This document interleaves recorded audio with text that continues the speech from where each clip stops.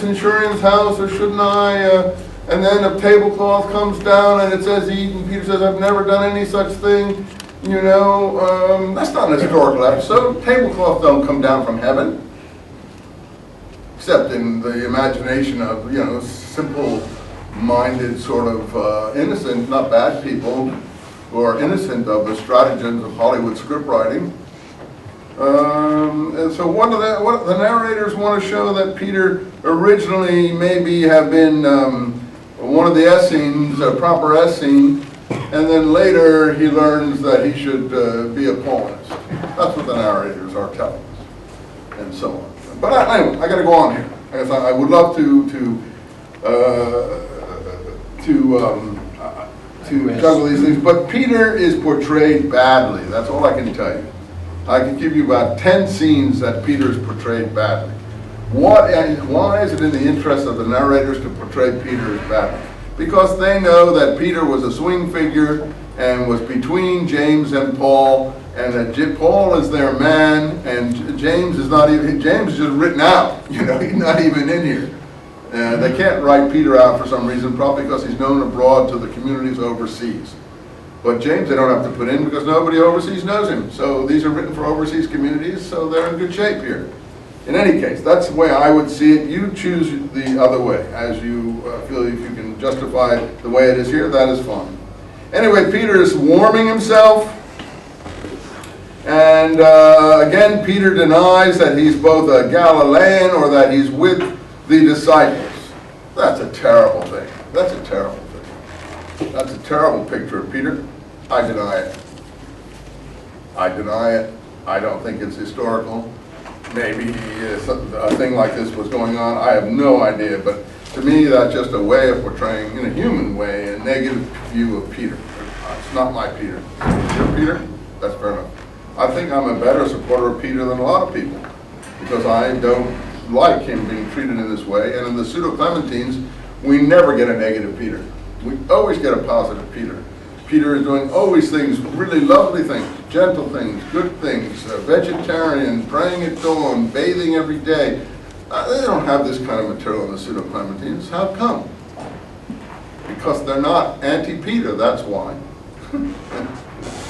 Anyway, I leave you to think about that and discuss it. I can't go any deeper than that. Let's go back to our, we're going to have the people wanting a robber and a thief released here instead of Jesus. That's another interesting little episode here. So the question comes, is this the general narrative of what occurred with this Messianic leader or not? I can't say so far, and you'll have to be the judge as we've said. All right, let's move on past all these things here. John 14, John 15.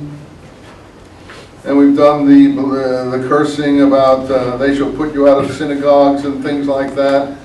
That is John 16, which has to do with a much later period when the Jews did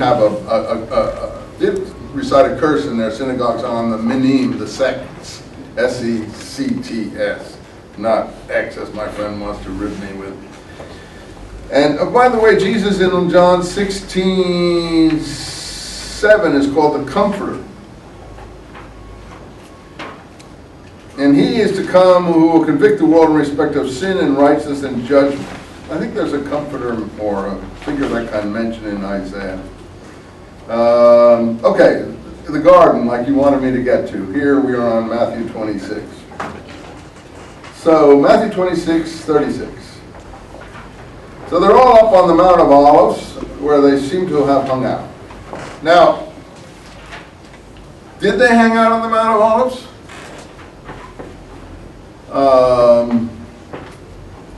It's now a Jewish burial ground, as you may know. It's been a Jewish burial ground for a long time. It's right opposite the temple. You see the temple from there.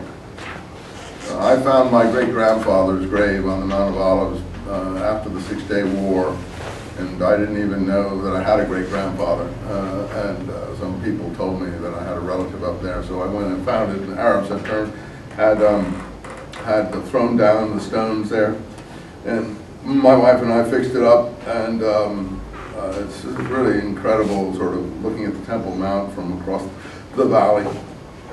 But the Jewish legend was that you rolled under the earth after you died and would be resurrected on the Mount of Olives. So in Jewish lore, the Mount of Olives has great significance too, as a place of the resurrection. Whether that has anything to do with the Jesus people being congregated there, I don't know. In addition, Josephus talks about revolutionary characters on the Mount of Olives. I think either the Antiquities or the War, he speaks about the Egyptian, I think, or another prophet who was up on the Mount of Olives. This was in the 60s with his band of people, and who was a Jesus lookalike. What he wanted to do was walk around the city of Jerusalem and make the walls fall down so his followers could enter it. That's what Joshua did in Jericho, so I would call that a Joshua lookalike. You have to pick up all these troublemakers in Josephus and try to catalog what information emerges from these troublemakers. For instance, in the same time as Jesus is supposed to have been arrested and executed under Pontius Pilate here, I hope I'm not boring you too much, in Samaria, there's another troublemaker. What's his name? He's called the Tahed. He's called the Tahed. It's the Samaritan Redeemer figure. That's not his name, but that's his title. It means the restorer. And he's a messianic figure in the Samaritan form of Judaism. You say, who are the Samaritans? The Samaritans claim to be the descendants of the refugees of the northern kingdom carried away 7 centuries previously by the Assyrians. I know this is tough to entertain all these things. The Southerners, the Judeans, the Jews, don't entertain their traditions, and therefore they look askance upon the Samaritans. They say the Samaritans were a mixed people that later came in, Alexander's soldiers, other settlers, mixing with local populations. You know, when they carried people away, they didn't kick everybody away. They would only cut the heads off, take the notables, the aristocracy, those people of influence, and left all the common people on the ground. They couldn't just march everyone away. I know you see big paintings where the whole population is marching away to Syria or Babylon. That's just nonsense. They didn't march hundreds of thousands of people off to Babylon. They would take they would take the upper level people that had some influence and cart them off. But they're not going to take peasants out of their homes.